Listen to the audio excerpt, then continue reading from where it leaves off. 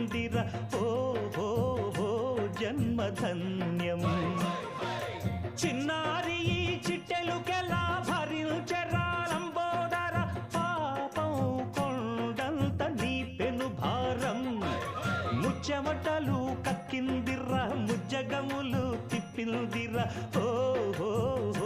జన్మధన్యం అంబారిగా ఉండగల ఎంతటి వరం అంబాసుత